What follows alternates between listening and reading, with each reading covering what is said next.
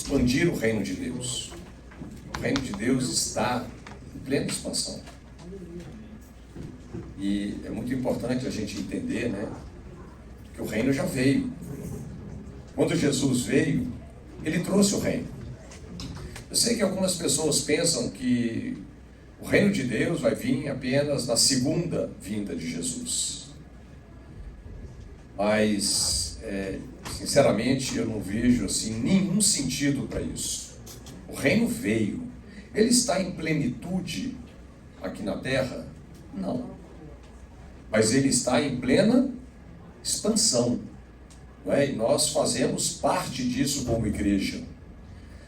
Então, em João capítulo 16, verso 7, Jesus disse: todavia digo-vos a verdade, convém-vos que eu vá. Pois se eu não for o ajudador, não virá a vós, mas se eu for, vou-lo enviarei. E quando ele vier, convencerá o mundo do pecado, da justiça e do juízo. Do pecado, porque não crê em mim. Da justiça, porque vou para o meu Pai e não me vereis mais. E do juízo, porque o príncipe deste mundo já está julgado. É interessante, porque quando nós pensamos, né, na nossa sociedade, é importante nós discernirmos as áreas de influência dela. Porque nós carregamos aqui esse ministério, né?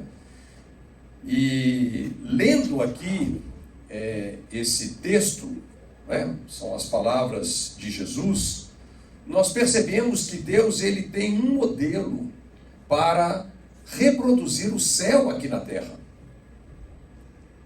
O interesse de Deus não é apenas, e esse propósito ele é muito poderoso, né, que os homens sejam pessoalmente, individualmente salvos, mas é mais do que isso. Deus ele deseja trazer o céu para a terra, né? E nós vemos aqui a importância, primeiro, da pregação. Né? Como é que nós vamos cooperar como igreja com Deus em termos de vermos essa expansão, esse crescimento do reino? Jesus disse algo muito interessante, que era necessário que ele fosse, né, para que o outro Consolador viesse. E ele diz que o Espírito Santo ele iria dar testemunho, mas eu e você também. Então nós temos um tremendo privilégio de cooperarmos com Deus dentro desse propósito. E muitas coisas em termos do que Deus deseja realizar, né, entre as nações da terra, está relacionado com isso, com o testemunho da igreja. Gente, isso é tão relevante, isso é tão importante. Então, Jesus disse que era importante ele ir, né? Porque, para pensar, vocês já refletiram como que os discípulos ficaram assim, abalados quando Jesus teve que ir? Porque, na verdade, esse Jesus ter que ir, na verdade, ele tinha que completar a sua missão. Era preciso morrer, ser sepultado, e ao terceiro dia, ressuscitar dos mortos, e assunto ao céu, se assentar à direita de Deus, e se tornar modelo de tudo que o outro Consolador iria fazer aqui na terra dos homens, através da minha vida e da sua vida. É interessante que tudo que Deus faz aqui na terra dos homens, ele precisa da cooperação dos homens. E da mesma forma o diabo também. Tudo que o diabo, se ele está fazendo alguma coisa por aí, ele também precisa da cooperação das pessoas.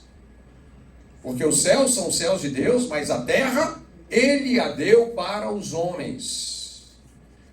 Você sabe que o diabo é um espírito desencarnado. Por isso ele não tem legalidade de fazer nada aqui na terra. A não ser, né, que ele use algum corpo. Mas é interessante que na forma de nós, como igreja, cooperarmos com Deus, é muito interessante. Ele fala que, Jesus diz que quando o Espírito Santo viesse, ele iria convencer o mundo primeiro que do pecado. E aqui nós vemos a importância da pregação. É interessante porque a palavra pecado aqui é uma palavra que está no singular. E o que é que o Espírito Santo faz? Ele convence o mundo do pecado. Ele convence o mundo que ele está espiritualmente morto, que ele ainda não compartilha uma natureza espiritual de vida. Consequentemente, está perdido. Então, o que, na verdade, condena as pessoas não é simplesmente a palavra pecado aí no plural. Não é porque o cara rouba, ou faz qualquer outro pecado que a gente poderia nominar, né? Na verdade, quando a Bíblia está dizendo que o Espírito Santo iria convencer o mundo do pecado, na verdade, qual é esse pecado, se a gente pudesse resumir? É uma coisinha chamada incredulidade. Porque toda a resposta para o homem está no simples fato dele colocar a sua fé em Jesus. Dele responder a esse amor tão generoso. Quando a pessoa olha para o amor de Deus, entende a mensagem, né? Isso produz o que? Fé no coração. Interessante, porque as palavras de Paulo, elas estão exatamente nisso, né? Que a fé, ela vem. É uma boa notícia. Talvez você diz, não tenho fé. Ela pode vir, ela vem. Como que ela vem? Ela vem pelo ouvir. E o ouvir pela palavra de Cristo. E vale dizer que a palavra, para palavra, aí, né? É rema. Ou seja, é a palavra falada. É a palavra viva do Senhor. Então, quando nós olhamos que o Espírito Santo, a primeira coisa que ele vai fazer é convencer o mundo do pecado, a gente percebe a importância da pregação. Anuncie o reino. O reino precisa de ser anunciado, sabe? Para que as pessoas tenham fé. Porque, na verdade, esse é o pecado, vamos dizer assim, né? Que mantém o ser humano numa condição de espiritualmente morto. Quando as pessoas fecham o coração para o Evangelho. Na verdade, o que está condenando as pessoas não é o fato deles estarem fazendo pecados, como eu disse no plural, mas é o fato, sabe, do amor de Deus se manifestar a eles pela mensagem, por aquilo que amorosamente, generosamente Cristo fez, morrendo pelos nossos pecados, sendo sepultado, ressuscitando ao terceiro dia, e nós falamos, não, eu não quero essa mensagem. Nós podemos responder a mensagem do Evangelho com não? Podemos. A Bíblia em Hebreus capítulo 4 diz que muitas pessoas ouviram as boas novas, mas não misturaram fé. Então aqui nós temos a importância da pregação. Mas então qual é a primeira missão da igreja? Gente, a pregação é uma coisa muito importante. Mais importante do que a gente pensa, né? Segunda coisa, ele fala aqui que o Espírito Santo iria convencer o mundo do pecado depois da justiça, porque vou para o meu Pai e não me vereis mais. E aqui nós vemos a importância da transformação. O Espírito Santo vai convencer o mundo da justiça. Agora, é interessante porque muitas vezes nós pensamos que a justiça está relacionada com aquilo que nós fazemos. Está também. Mas, na verdade, quando nós olhamos aqui para o Evangelho, nós percebemos que a justiça é um dom. A justiça é um presente. Se você ler lá Romanos capítulo 5, Paulo fala sobre o quê? Sobre o dom da justiça. A justiça é um presente. Ou seja, a Bíblia diz que nós nos tornamos justos por uma razão apenas. Não é pelas coisas boas a princípio que a gente faz, ou pelas coisas corretas. Nós nos tornamos justos pela fé em Jesus. Romanos capítulo 5, verso 1, já começa assim, né? Sendo, pois, justificados pela fé, nós temos o quê? Paz com Deus, através do nosso Senhor Jesus. Gente, é uma coisa muito poderosa, porque quando uma pessoa crê em Jesus, como nós cantamos aqui hoje, né? Que canção poderosa ali no primeiro capítulo do Evangelho de João, né? Nós que estávamos mortos em pecados e delitos, Ele nos deu vida, né? Então, Jesus veio para os seus não o receberam, mas todos quantos o receberam, deu-lhes o quê? O direito de serem feitos filhos e filhas de Deus. Ou seja, é interessante isso, porque todas as pessoas até então, quando Jesus veio, todo mundo nós éramos o quê? Criaturas de Deus. Mas existe uma diferença clara em ser uma criatura, em ser um filho. O filho, qual é o diferencial? O filho tem o DNA do pai. O filho compartilha a natureza do pai. Agora, todos nós, quando Jesus veio, nós estávamos, na verdade, debaixo. Quem era o nosso pai? Adão, primeiro homem. E nós herdamos, espiritualmente falando, essa consequência de pecado, uma natureza espiritual de morte. Mas quando nós cremos em Jesus, essa natureza espiritual de morte foi trocada, substituída por uma natureza espiritual de vida. E, portanto, nós somos justificados pela fé. Que coisa poderosa. Por que o Espírito Santo precisa nos convencer da justiça? Gente, isso é tão importante, sermos convencidos da justiça. Porque é exatamente isso que vai mudar a nossa atitude. É exatamente isso que vai mudar o nosso comportamento. Você sabe que tem muitas pessoas que às vezes nasceram de novo, mas eles não foram convencidos da justiça. Eles acreditam que são pecadores. E sabe o que eles vão continuar fazendo? O que eles acreditam, pecado. O primeiro passo para uma pessoa representar o reino e viver essa mudança de espírito, essa transformação, é acreditar em quem ele se tornou. Então a Bíblia diz que eu e você nos tornamos pela fé a justiça de Deus. E quando você crê que você é justo em Cristo, isso muda então o seu comportamento. Não é? Cristo flui através de você. Nós vamos ver aquelas boas obras que Deus de antemão preparou para nós andarmos nelas. Nós vamos nos achar exatamente nessa jornada, uma jornada de boas obras. Então, primeira coisa, quando o Espírito Santo convence do pecado, a gente percebe a importância da pregação. Quando o Espírito Santo convence da justiça, a gente percebe a importância da transformação, o encargo de representar o reino. E depois ele fala que também o Espírito Santo vai nos convencer do juízo, vai convencer o mundo do juízo. Por que ele vai convencer o mundo do juízo? Porque o príncipe desse mundo, que é o príncipe desse mundo? O diabo, ele já está julgado. Ele não vai ser julgado, ele já está julgado. Ele já está lascado. O diabo é um cara que você não precisa pregar para ele. Ele já está julgado, né? Ele já está lascado. E aqui nós vemos então que a importância da demonstração. A igreja, junto com o Espírito Santo, precisa de demonstrar a autoridade do reino. Nós precisamos curar os enfermos, expulsar os demônios, ressuscitar os mortos, limpar os leprosos. Sabe? À medida que nós anunciamos o reino, nós precisamos também o quê? Demonstrar o reino. Essa é a nossa missão como igreja. Então, qual é o propósito, do Espírito Santo?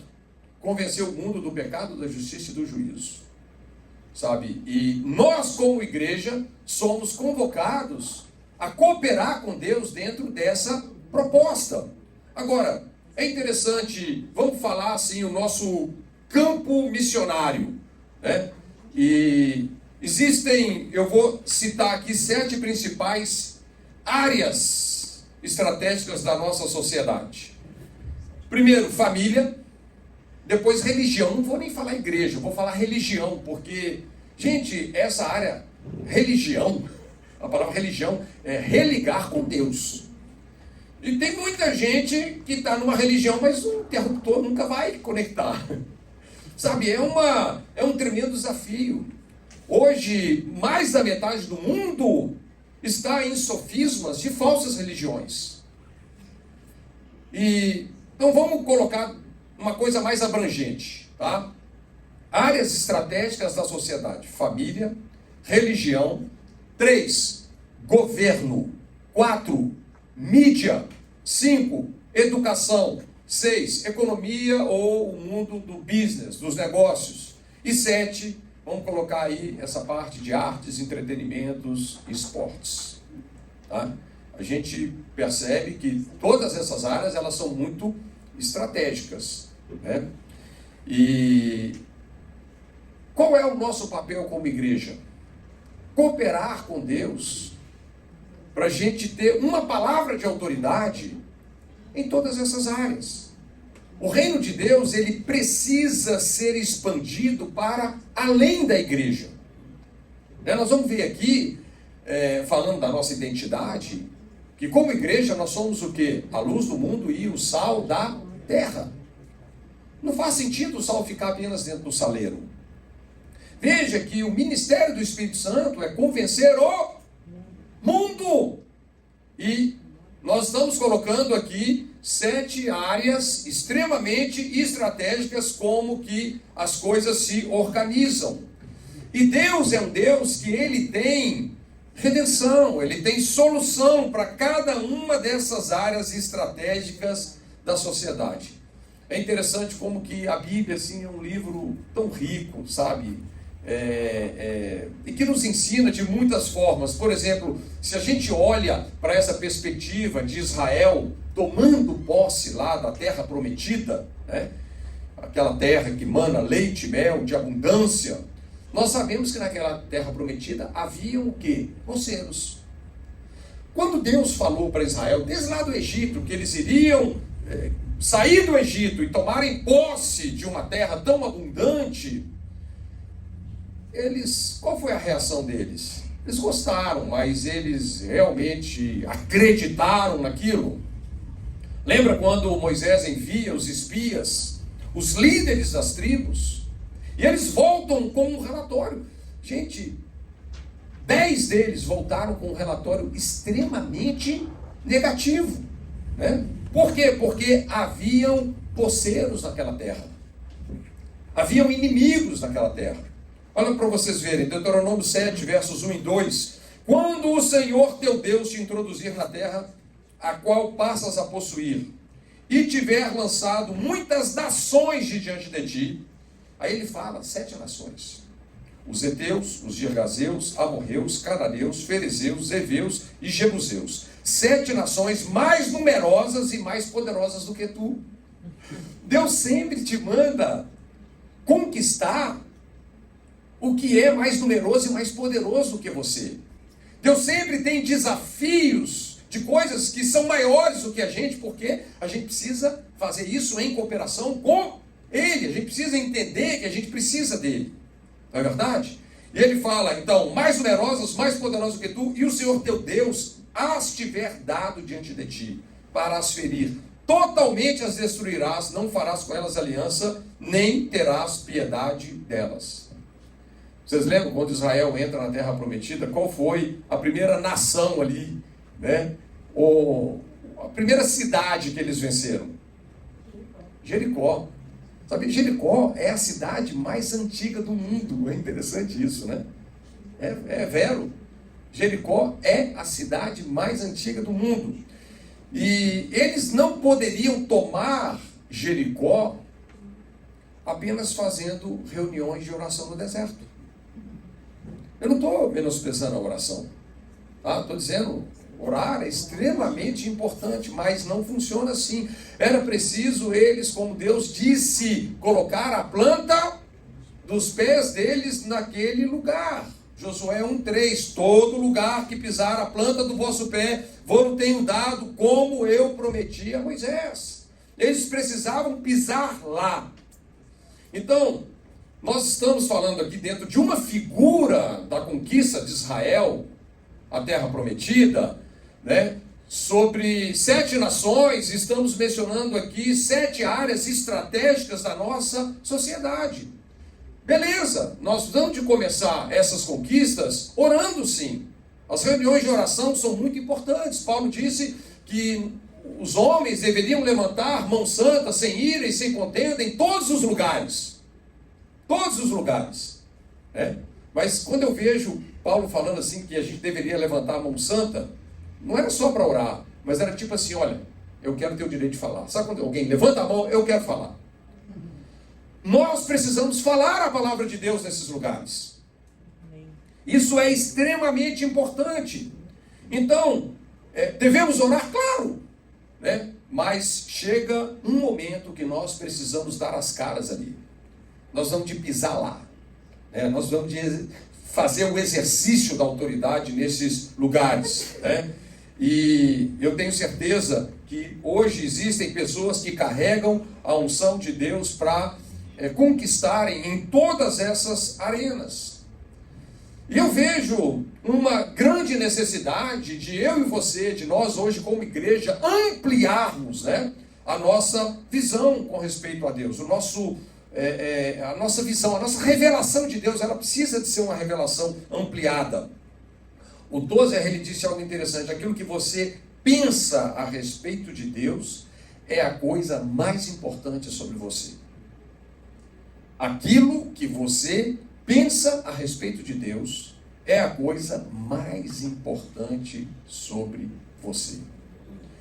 Como que é importante nós termos uma revelação correta de Deus, em todos os aspectos, né? Como que é importante a gente entender o Evangelho, a gente entender a justiça de Deus, a gente entender como Deus, quem Ele é e como Ele está se movendo nos nossos dias, né?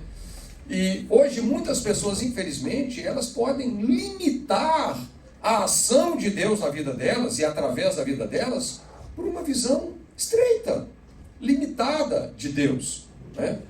Então, não é difícil às vezes nós termos uma visão de Deus apenas dentro das quatro paredes, né? E eu vou dizer, talvez a maioria das pessoas pensam que a única maneira delas servirem a Deus é dentro das quatro paredes. Mas não funciona assim. Deus é um Deus que não apenas tem solução para indivíduos, mas Ele tem solução para cidades. Ele tem solução para nações. Deus é um Deus que Ele tem resposta para governos. Deus é um Deus que tem solução para mudar um governo corrupto num governo justo. Em Deus não existe nenhum tipo de escuridão. Deus não tem medo do escuro, sabe? Deus não está intimidado com um ímpio que é arrogante. Você entende?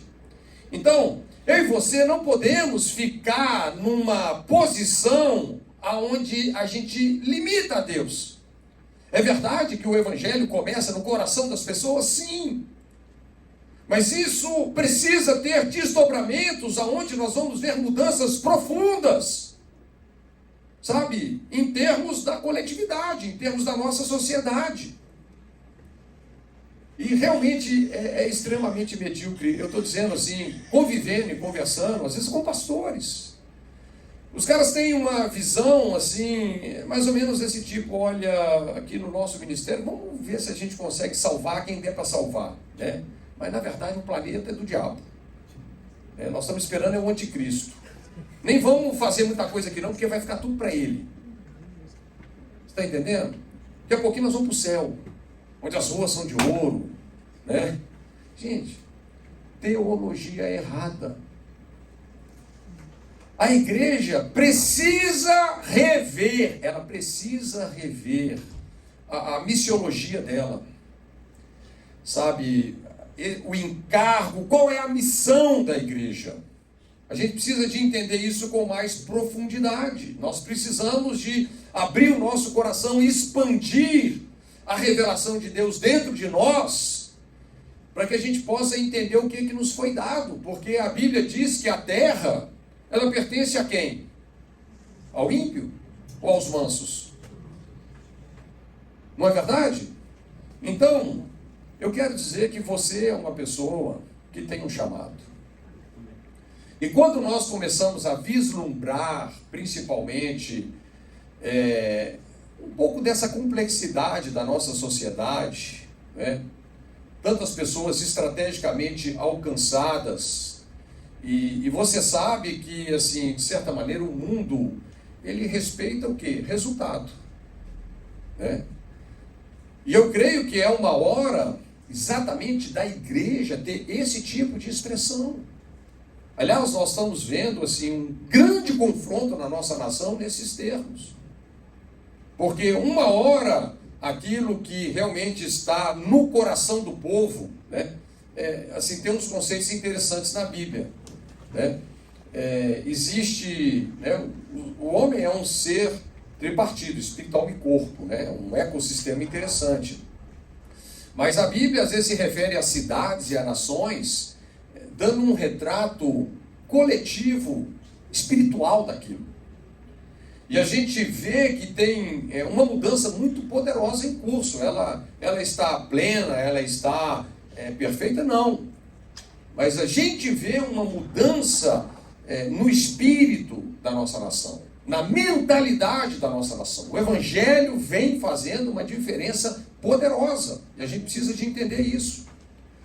Mas nós precisamos compreender que, como igreja, todos nós temos a nossa participação. Todos nós que fomos para dentro de Jesus, nós temos uma expressão no ministério dele. Aliás, Paulo faz essa oração, né, em Efésios capítulo 1.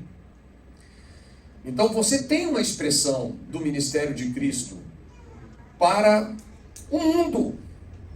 Nós precisamos de cooperar com o Espírito Santo de alguma maneira. Ou seja, de uma maneira apostólica, ou profética, ou pastoral, ou evangelística, ou no ensino, né? Mas existe uma expressão. Quando nós enxergamos, por exemplo, Deus de uma forma limitada e que a única maneira da gente servir a Ele é dentro das quatro paredes, às vezes a gente tira conclusões erradas. Falando hoje, né, da igreja se reunir em algum lugar, e é bom que a igreja tenha um lugar para se reunir, mas a estatística é mais ou menos essa, né? 3% das pessoas que estão dentro de uma congregação, que se reúne num lugar, vão ter essa oportunidade que eu estou tendo, de ter o microfone na mão. Agora, a maioria das pessoas que pensam no ministério, eles pensam nesses termos. Né? Eu quero ser o cara que prega na igreja. Sim ou não? Mas isso é uma visão extremamente limitada. E muitas pessoas pensam que os 97% que sobram, eles têm então um ministério de segunda categoria, né? Não é uma coisa tão importante o que a gente faz. Importante é o pastor que está pregando, né? Gente, mas isso é uma visão muito limitada. Na verdade, todos os genuínos cristãos, eles estão 100% integral no ministério. E nós precisamos de deixar Cristo fluir das nossas vidas aonde Deus nos tem plantado. Seja qual for essa área estratégica, né, de influência em termos da nossa sociedade. Então, a nossa missão, queridos, ela vai de domingo a domingo. Né? Agora, é muito importante isso daqui. A igreja precisa entender a relevância do princípio de congregar. Porque é isso aqui que nos dá um vigor diferente. É aqui que nós consolidamos, né, uma consciência de justiça, uma identidade de filhos. Nós temos clareza para desenvolver visão e propósito, entender qual é a nossa parte, como nós vamos cooperar. Aqui é o lugar onde nós somos equipados, somos treinados, né? Onde, de uma forma específica para a igreja, os 5 ministérios estão funcionando. O que o início do livro de Atos dos Apóstolos fala sobre a importância da doutrina dos apóstolos. Porque a fé é aprendida. A fé é aprendida e a gente precisa de ter esse quartel-general. Né? A igreja é algo extremamente poderoso. Né? Aquele grande ateu aí da história, né? O Voltaire, ele disse, olha, impossível destruir o cristianismo enquanto eles continuarem se reunindo uma vez por semana. O cara falou isso. Por isso que nós não podemos cair nesse laço, né? Como Hebreus 10, capítulo 25 diz, E não abandoneis a vossa congregação, como é o costume de alguns. Cristianismo sem essa experiência de uns aos outros é uma coisa que vai ficar fragmentada, fragilizada, sabe? Vamos nos tornar pessoas vulneráveis, porque nós precisamos disso, né? Nós precisamos dessa admoestação que vem de uns aos outros, para que ninguém se endureça pelo engano do pecado. O pecado é uma coisa perigosa, é uma coisa complicada. Mas, falando sobre missão, a gente precisa de ir além. Quando um cristão não tem uma visão clara da sua missão, ele tem um problema estrutural, de formação, um problema que precisa ser revisto. Agora, eu quero deixar você confortável nesse sentido. Eu creio que todos nós, de alguma maneira, nós podemos e devemos cooperar aqui dentro, quando nós congregamos. Mas, necessariamente, o seu ministério mesmo não tem que ser aqui dentro. Na verdade, a maioria das pessoas, uma expressão mais poderosa do seu ministério, vai ser o que Jesus disse sobre quando o Espírito Santo viesse. Ele convencerá o mundo. É sermos o sal fora do saleiro, o sal na carne podre. E nós vemos essa necessidade. Eu tenho percebido, na minha experiência, principalmente reunindo com pastores, que muitas vezes uma visão de missão da igreja, ela está muito comprometida por causa do tipo de escatologia que as pessoas têm. O que é a escatologia? São os últimos dias.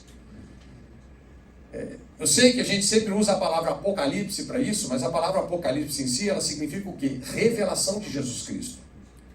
Os temas principais de Apocalipse não é o que vai acontecer nos últimos dias. Os temas principais de Apocalipse é redenção e adoração. Mas a Bíblia a Bíblia descreve o que vai acontecer nos últimos dias. E olha, é interessante, porque algumas pessoas, elas ficaram com o estilo de vida completamente comprometido por uma visão meio torcida disso.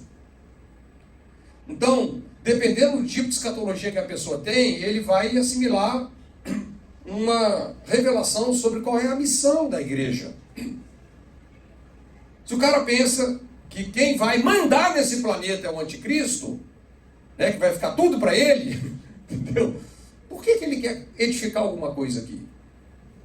Vamos tentar salvar quem der e deixa o mundo explodir. Mas é interessante. É uma pergunta que tem que ser feita hoje para a igreja. A sua escatologia é uma escatologia vitoriosa ou ela é uma escatologia perdedora? Isaías 2, verso 2 diz assim: nos últimos dias acontecerá que o monte da casa do Senhor será estabelecido no cimo, no cume dos montes, e se elevará sobre os outeiros, e para ele afluirão todos os povos. Olha que coisa tremenda. O monte da casa do Senhor, está escrito ali. Apocalipse 17, 9 diz assim: aqui está o sentido, que tem sabedoria. As 7 cabeças são 7 montes, nos quais a mulher está assentada. Depois fala que esses 7 montes também são 7 reis. Na verdade, não tem que ter muita... fica bem claro aqui, que o texto está descrevendo esse sistema do diabo, esse sistema de Satanás na terra, que se chama de prostituta, Ela se assenta sobre as 7 montanhas. Você lembra? Nós falamos lá das 7 nações que deveriam ser conquistadas. Estamos falando sobre as 7 áreas de influência da nossa sociedade. Então, a prostituta se assenta sobre essas 7 montanhas. Então, dentro dessa figura, que nós estamos trabalhando aqui, o diabo, ele não precisa, gente, de um plano para destruir cada pessoa, porque ele nem tem essa logística, Ele só precisa de um plano para cada uma dessas áreas estratégicas da sociedade. Hoje, por exemplo, quando a gente olha para a mídia, é impressionante, né? A Bíblia trata a mídia como uma besta que fala, né? É uma coisa, é uma loucura o que nós estamos vendo hoje. Literalmente estão querendo proibir você falar a verdade, né? E estão autorizando o que ficou famoso como fake news, né? Qualquer verdade é fake news e o fake news é a verdade. É um negócio de louco, assim, coisas assim tão absurdas, tão descaradas. Então, a gente precisa de ponderar sobre essas coisas, né? O diabo tem um plano para essas áreas estratégicas da sociedade. E é dessa forma que ele leva nações inteiras à corrupção, à falência e à miséria. Você pega um país como a Venezuela, está extremamente desgastado, por que razão? Governo. O diabo tem um plano dentro dessa área de governo e, assim, a gente precisa falar, não existe nada até hoje mais devastador, que matou mais gente, do que o comunismo e com, às vezes, um nome bonito de socialismo. Não tem. Agora, assim, é outra palavrinha até agora, o progressismo, né? O progressismo é meio assim, o comunismo para você e os privilégios para mim. Esse é o progressista, né? Você tem uma casa, tem 3 quartos da sua casa, tem que pôr 3 famílias lá. Mas eu vou morar na minha mansão. Esse é o progressista, né? Então é uma coisa louca. E, gente, às vezes nós aqui como igreja estamos falando assim, nós temos alguns chavões, né? Mas Deus está no controle. Peraí, as pessoas estão morrendo de fome. As pessoas estão sendo presas porque elas creem em Jesus. Sabe? Como é que Deus está no controle? Por isso que nós temos que entender, queridos, que Deus não quer apenas salvar o coração de uma pessoa. Ele quer trazer o céu para a terra. Isso daí é uma prerrogativa muito forte de Jesus, né? Então, nós precisamos entender que o diabo, ele deseja estabelecer, né, o que a Bíblia chamou de portões, né? Portões do inferno nessas áreas estratégicas da sociedade.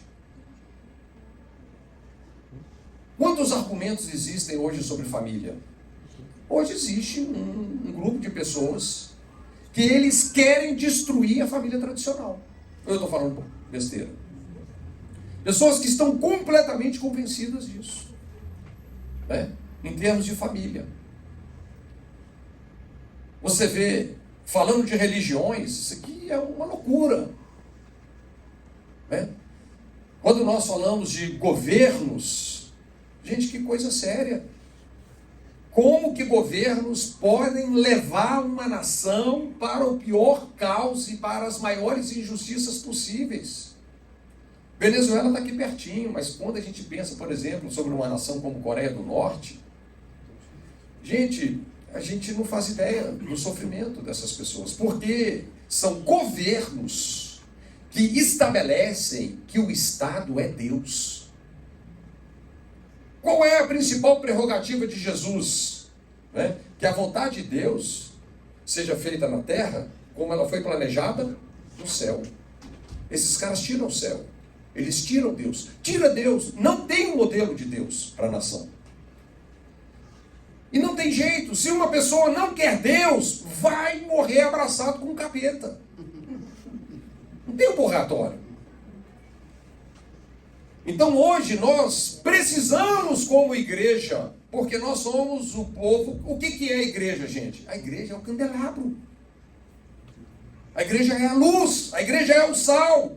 Nós precisamos enxergar os portões do diabo nessas áreas estratégicas da sociedade. Nós não podemos assim negociar essas coisas como elas estão acontecendo. Então, a gente precisa de um posicionamento muito firme, num certo aspecto, né? Porque o Evangelho, ele é muito poderoso. Só o Evangelho muda o coração de uma pessoa. Mas a gente sabe que todo país precisa de um sistema defensivo, para que a pessoa maldosa seja punida, e a pessoa que faça o bem seja louvada. Precisa. Todo país sério precisa disso.